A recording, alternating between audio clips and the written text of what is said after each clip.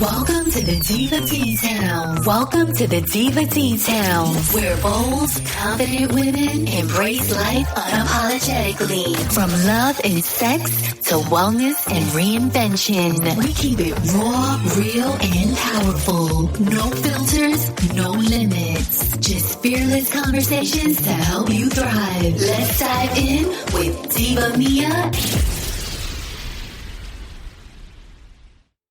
Aloha, everyone. This is Diva Mia. Today, I wanted to talk to you about sleep. Sleep is so important. You need to sleep like your life depends on it because it really does. Sleep is one of the most important things you can do for your health, for your wellness, for your relationships and personal growth and living your best life. I know for me, whenever I don't sleep enough, the whole day goes different. I don't feel like I'm as productive. I feel like I'm just going through the motions. I don't have any new insights and I don't feel connected to the world. So today we're going to talk about what every single one of us ignore until it becomes a major problem. And sleep is such a crucial part that not getting enough sleep and quality sleep is not just the quantity. You can suffer from your health, your hormones, your mood, your memory, your relationships, even your lifespan will decrease. And women, I think we suffer most from a lack of sleep. And here's why. So women, we struggle with sleep ourselves. As we age, we have hormonal issues that can affect our sleep. And a lot of times we're with men that snore. Now, some women snore too, don't get me wrong. And some women have sleep apnea, but I would say it's a higher percentage in the men. Men snore a lot. Sleep apnea can be dangerous. There's devices we're going to talk a little bit about today, but sleeping is crucial if you want to live a long life. If you're trying to lose weight, you need to sleep because sleep is where your body gets rid of all the toxins, processes the weight loss. If you want to feel younger, you have to sleep, and it gives you clarity of mind. It's going to improve your overall health. It's not an option. It's the foundation and the basis for everything you want to do in life. We need to rest and we need to recover. So we are typically sleep deprived as women, especially in our 40s, 50s, and 60s. We've been taking care of kids. We may have a little bit of anxiety due to work or relationships, or maybe we got divorced or lost a spouse or just a stressed out husband. I think, ladies, we take a lot of that on. We sometimes have even bragged about, I only slept for 4 hours and I'm still going. That's not a brag. That's a bad thing. Your body views sleep deprivation as a threat. It causes cortisol to spike in your body. When you don't sleep enough and your cortisol rises, your blood sugar also rises. And then you get hungrier. So you're going to gain weight too. Your fat burning decreases, your inflammation increases, your memory declines. And you become an emotional wreck. And it's sometimes it's hormonal and sometimes it's just a lack of sleep. And most people don't realize how sleep impaired they are. They're because they're used to the poor sleep. It's become their normal. Sleep isn't just about downtime, it's repair time. Your brain clears out all the waste that it generates from thinking when you sleep. It's kind of like it's time to it takes out the trash, if you will. And it's repair time for your muscles. It's repair time for your body. And if you're getting inflamed because you're not sleeping enough, you're gaining weight. I know for me, sometimes when I go to sleep and I sleep like 9 or 10 hours because I'm exhausted, I wake up and I've dropped 4 pounds. And it's just the inflammation. It just comes right out. But if I go to bed and I only sleep 2 or 3 hours, I can gain 2 or 3 pounds. So the inflammation for me is a huge one. And your body's literally going to rebuild itself while you sleep. So if you're not sleeping well, you're not repairing and rebuilding the way you should. And women are more likely than men to report sleep issues. Now, whether, we're just over-reported, I don't know. But we report that we have problems sleeping. And our hormones are fluctuating throughout life, but during menopause, it gets a little crazy. And we also carry all the responsibilities of the household, as well as a lot of times work. We take care of the kids, we take care of work, relationships. A lot of times we manage the finances, we manage the household. We're caregiving possibly for an older adult as well as our children. Sometimes even our husbands become our children. So you have to realize that women, we take care of a lot. And when we go to bed physically exhausted, but our minds are still mentally awake, and you can't fall asleep, it creates kind of a sleep insomnia. And when you have that insomnia, you could lie in bed for hours and not fall asleep because your mind's still going because of all the stresses of the day. Your body's in bed relaxing, but your brain's still working, so you're not sleeping. And then you have perimenopause and menopause. And this is a huge one because estrogen and progesterone decline. And so a lot of women, when the progesterone declines, we get night sweats, hot flashes, and some of this is estrogen as well, ladies, but we get night sweats, hot flashes, we have anxiety, our thoughts may be racing, and then we wake up. I mean, I am one of those people that every day, 2:00, 2:30, I'm wide awake. And what do? If I can't fall back asleep, I get up and I work. It's not healthy. I know. It's just such a struggle. I have taken to making sleep such a priority that it matters more about my sleep than anything else. I go to bed early. I get up early, but not too early. And I make sure that I get enough sleep. Because most women who slept perfectly in their 20s and 30s, a lot of times they're struggling in their 40s, 50s. It's not discipline. It's a hormonal thing too. I will tell you, when I take my progesterone before I go to bed, which I'm supposed to take every day, I sleep much better. Progesterone and magnesium, ladies, can be wonderful right before bed, well, about an hour before bed, to help you fall asleep. And don't eat late at night, because any large amounts of sugar as we get older, it just doesn't process.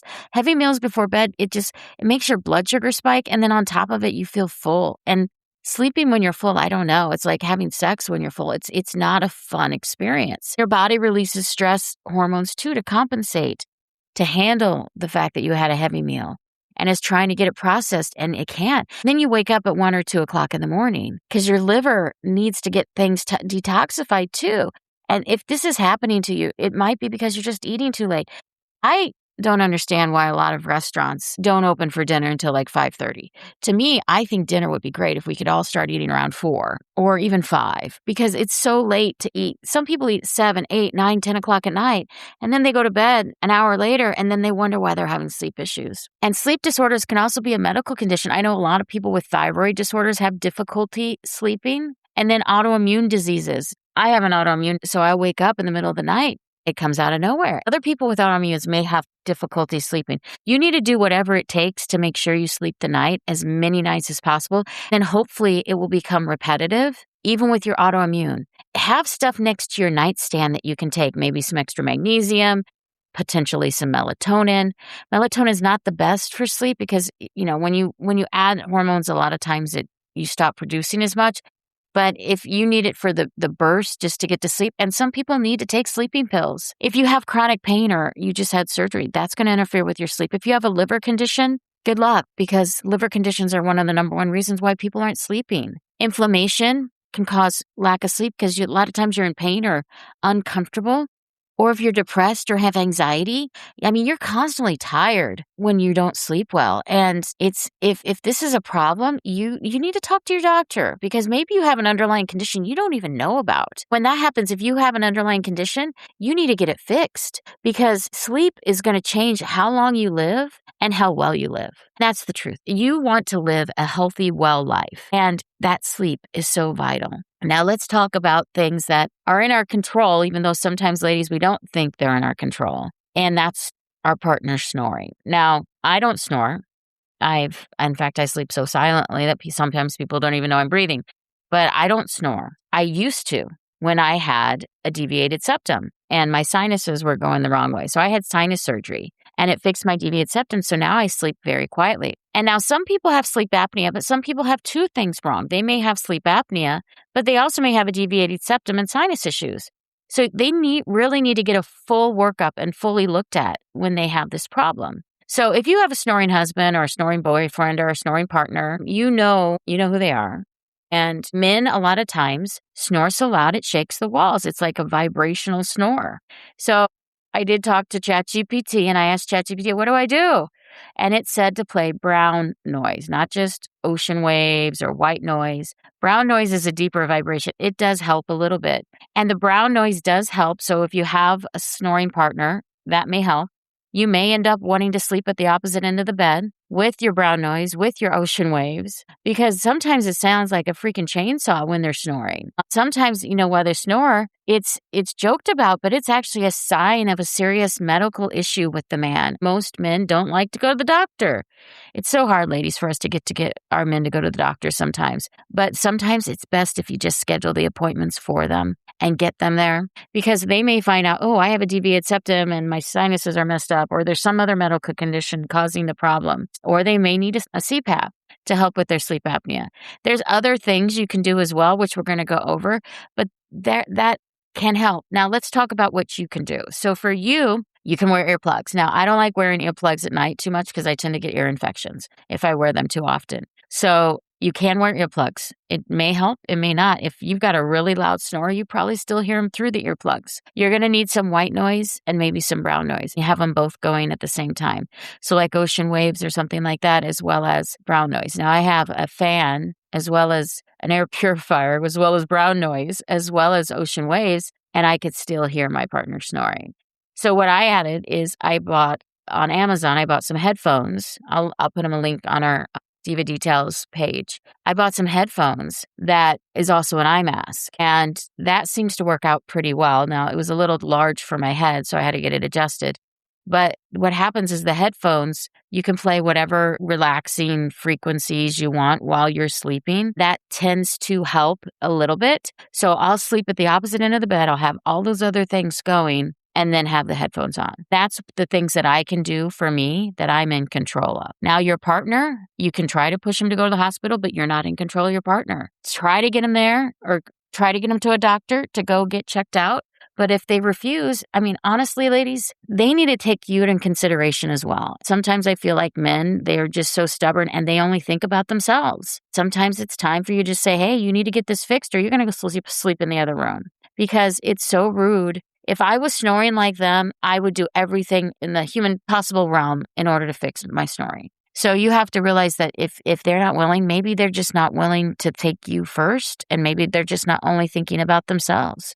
Because men typically have larger neck circumferences. Let's be serious. So men, as they get older, their necks are thicker too. Some of them have gained weight. So when they gain weight, their snoring gets even louder. They also have more soft tissue in their throat. And as they get older, the narrowing of their throat, because you got fat pushing on it, it's a larger circumference now. And they have a greater tendency to have abdominal weight too. And that adds to the snoring.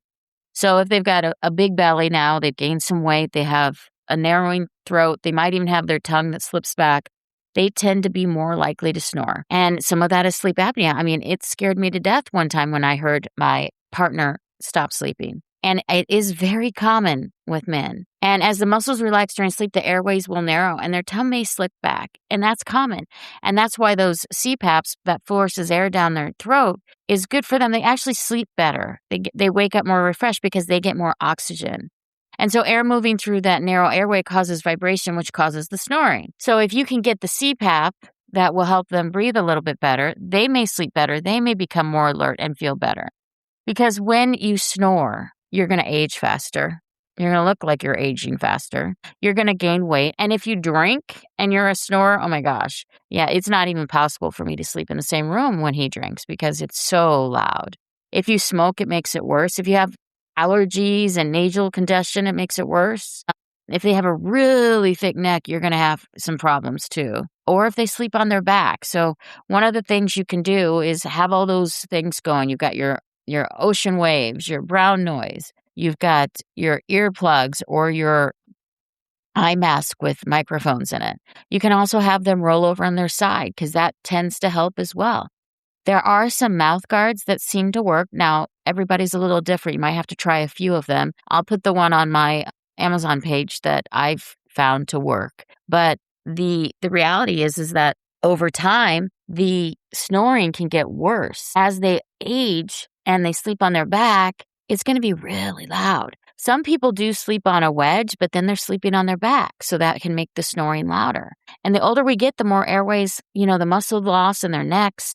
And if they're not on testosterone, ladies, they also lose more muscle, so the snoring gets even louder. This is one reason why snoring worsens as we age. So remember that. And so sleep apnea happens to a lot of men as they get older, 30, 40, 50, 60. And that's when they stop breathing at night. And that's dangerous because it's not just loud snoring. They actually stop breathing over and over again, sometimes for 10 seconds, sometimes for 30. Some people even stop breathing for longer than that. It's hundreds of times per night. Some people don't even know what's happening if they don't have a partner because the partner always notices first. It scares the crap out of you, ladies. I will tell you, if you ever have a man that stops sleeping or breathing next to you, scares you to death. So then your cortisol is going up too because you have anxiety because your partner stops stop breathing. And the loud snoring, they gasp for air. So it's loud snoring first, and then it just goes quiet. And then they start gasping for air or make a choking sound while they're sleeping.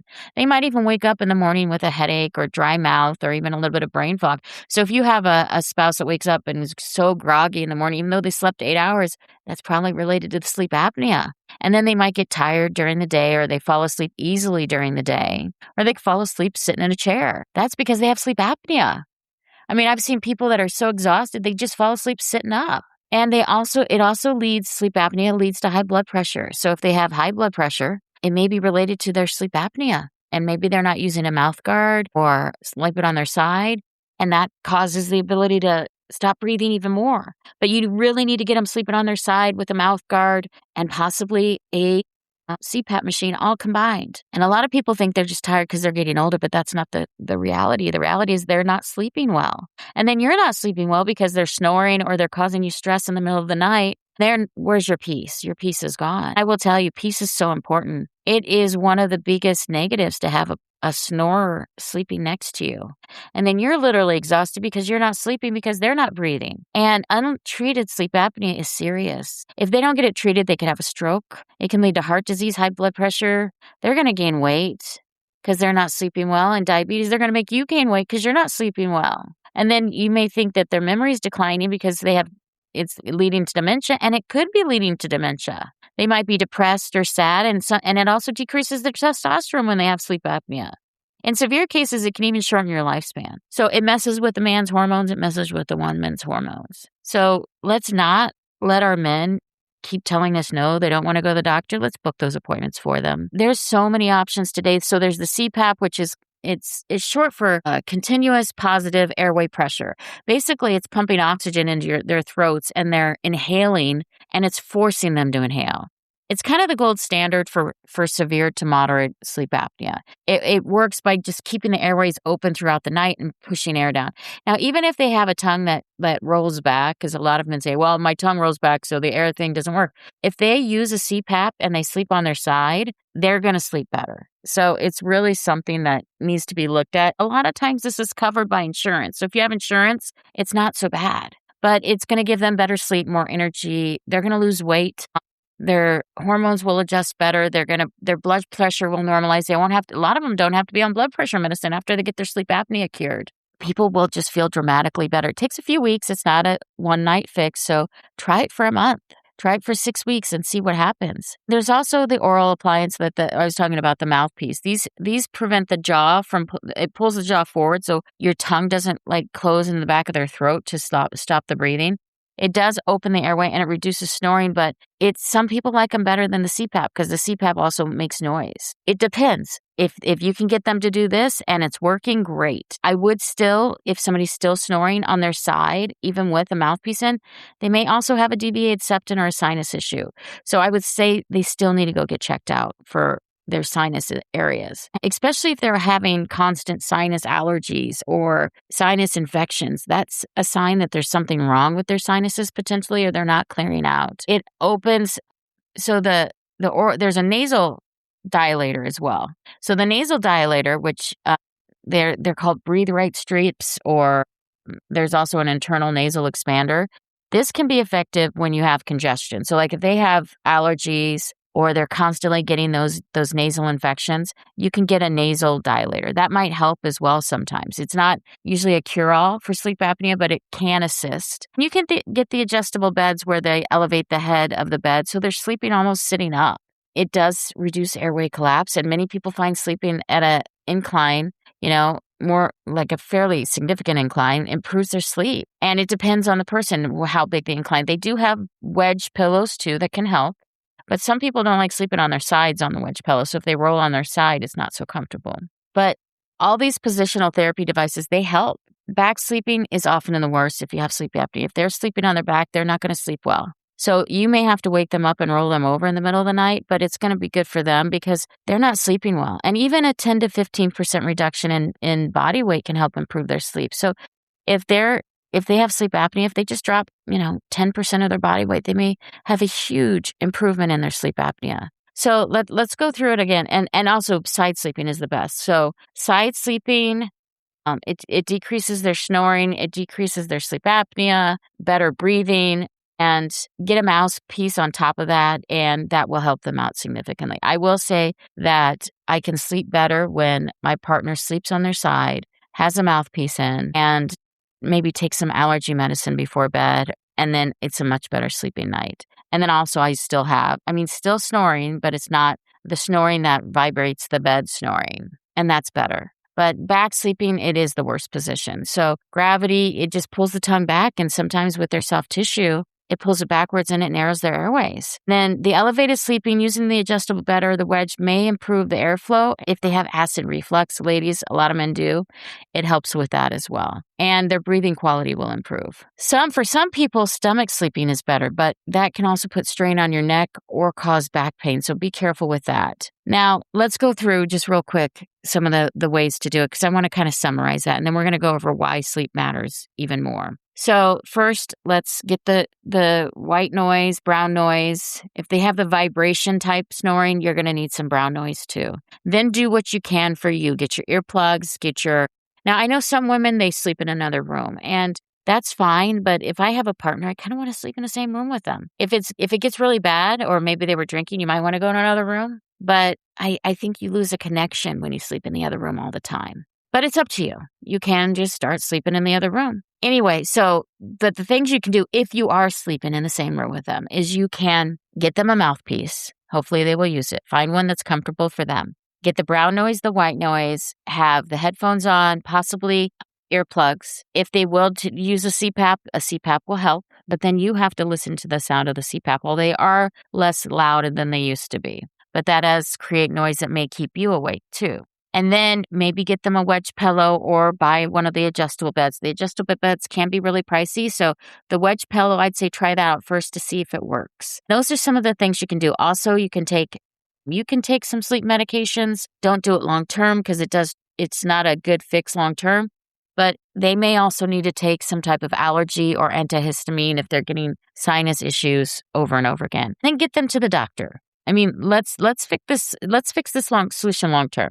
Get them to a doctor, have them check out their sinuses, see if they have a deviated septum, have them do a sleep study, see how bad their sleep apnea is, because it does change over time. I think sometimes men get diagnosed with sleep apnea and they hear it's only mild, and they're like, I'm fine. And then 10 years later, they're like, no, I already got diagnosed and it was mild.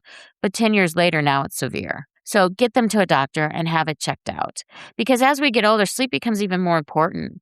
This is when our body performs those critical maintenance steps during deep sleep.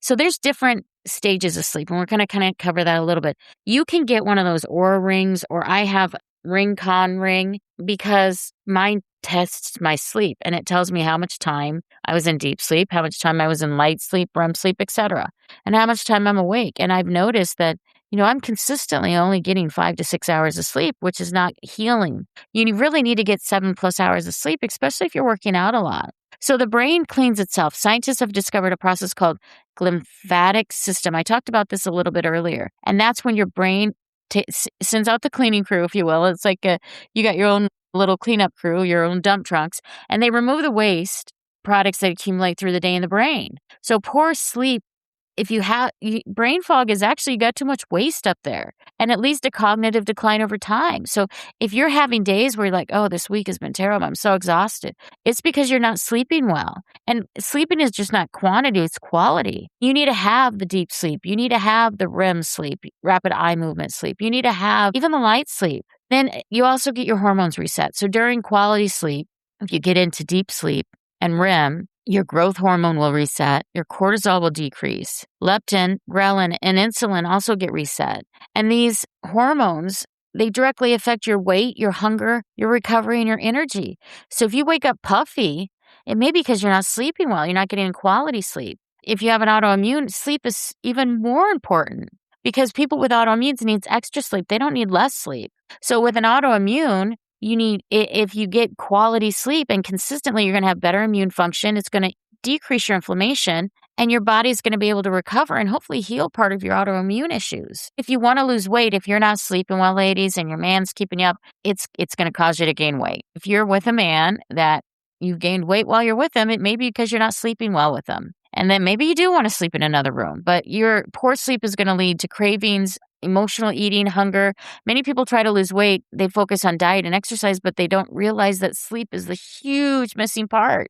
You're not going to lose weight if you're not sleeping well. You can't out-train chronic sleep. I mean, the other day, I didn't sleep very well. I still went to the gym and I was lifting weights and I only made it about halfway through the routine before I felt like I was going to pass out. And then I came back to take a quick nap and I couldn't even sleep then because my brain was still racing, which means I'm in chronic cortisol again. I've got to resolve that in order to get some better sleep. So here are some other ideas to help with your sleep, which I think are important. If you can maintain a consistent bedtime, you're going to improve your sleep.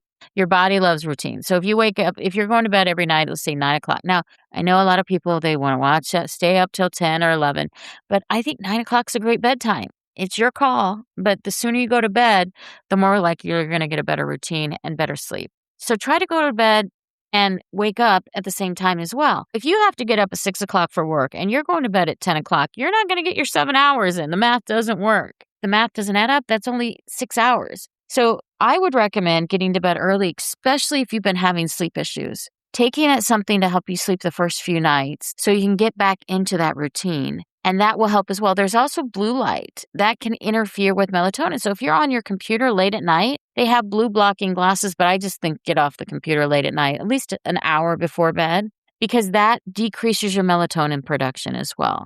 So try to get off the computer. If you're going to bed at 9, don't get on the computer or even on the TV because there's some blue light from that. After, say, 8 o'clock, just say 8 o'clock, all screens off. And keep your bedroom cool. Now, people have said that 65 to 69 or 70 is a good temperature. You're going to have to see what works for you, but it needs to be a little on the cooler side when you sleep because that also signals to your body that it's time to go to bed.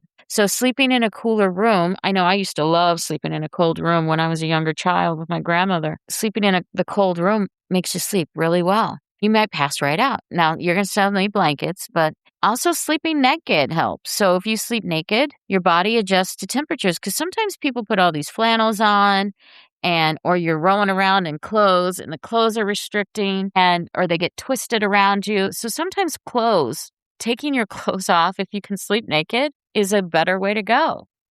Honestly, it's up to you and your partner. I mean, that's a personal preference, but I find sleeping naked is more freeing when you sleep. And then limit alcohol before you go to bed. If you can fall asleep without drinking, that's great. Try to stop the alcohol before you go to bed because it interferes with your sleep. You may sleep longer, but your quality is not so good. And the quality is what matters. And then exercise daily. You got to work out daily. That helps with sleep as well. Walking, swimming, weight training, yoga, all those things help. High stress exercise does not. And I'm okay. I understand some people need to go run a marathon, but don't do it before you go to bed because that's going to create cortisol increases. And don't run a whole bunch. Don't have high intensity things before you go to bed. Have unwinding things like yoga. Or you could take a nice walk around the block as the sun sets, which also helps your body with the natural rhythms, your natural circadian rhythm. Get some morning sunlight. So when you wake up in the morning, your circadian rhythms regulate better if you can see the sun in the morning. It helps improve sleep later in the evening.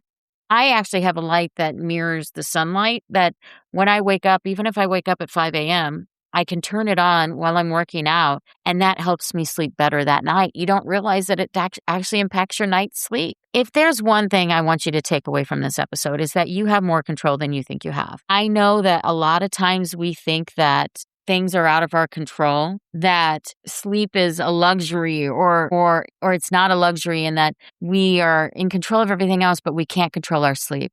But we have more control than we know. And sleep is a biological necessity. You can buy supplements to help. Magnesium helps, ladies. Oh, we did not talk about the supplements. So magnesium glycinate will help. There's different types of magnesium you can get. There's I'll put some of these on my Amazon page as well. So there's Calm, which is a really good one, and it will help you sleep at night. You can also join a gym that will help you work out, hire coaches. There is some melatonins you can get for sleep supplements. There's focused sleep supplements. It depends on what works for you, ladies. It really does. You can hire a life coach. You can hire a coach at the gym and then eat healthier too. I'm trying to help you develop a whole well-rounded you. Eating organic foods, non-toxic, non-fried foods. Because a lot of times people eat fried foods and then they get acid reflux, and that's going to disturb your sleep as well. So eat organic. Try to stay away from the fried foods. Stay away from the sugary drinks. If you're sleeping for 4 or 5 hours a night and you wake up exhausted, you're going to be fighting an uphill battle. It's got to be a full system reboot, if you will, in order to fix your sleep. You've got to have good sleep support. You got to have healthy hormones. And the hormones will adjust the more sleep you get. You're going to lose weight as you get healthier and you sleep better. You'll find the inflammation goes away. I find for me, I can drop a couple pounds, 3-4 pounds when I sleep well. And then my mind the next day is amazing and I get so much done. And then I'm ready to go to sleep at night because I got so much done. And it is a process. It's not a perfect fix right away. And there may be one night a week you still have trouble sleeping. But once you get on the cycle, you're going to feel better. And this is also about disease prevention. If you've had cancer, any type of chronic disease or any type of disease that came on, a lot of times sleep was part of the problem. You weren't sleeping enough. Your heart needs it too. Your heart needs more sleep to relax and recover. I know a lot of people are in high stress jobs, but you really have to make this a priority. It has to be like one of your top priorities as far as your health goes. And your longevity will matter. You can't just say, oh, I'm going to sleep when I'm dead. I think that was a saying we had when we were growing up is I'll sleep when I'm dead or I'll sleep later. It doesn't work. You need the extra sleep to heal and to live longer. And there are better relationships when you sleep too.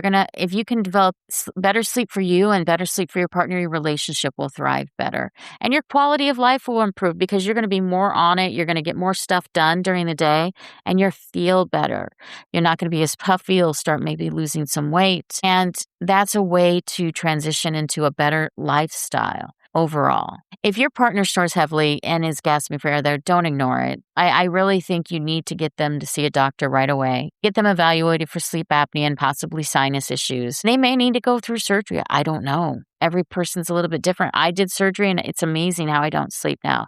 But at the end of the day, the healthiest version of you isn't built in the gym or the kitchen. It's built while you sleep. That's when you lose your weight. That's when you recover. That's when you build muscle tissue. That's when your body resets and gets rid of all the junk it doesn't need. So I wanted to say thank you again for joining me at Diva Details. We really, truly enjoy our listeners' comments and hearing back from you.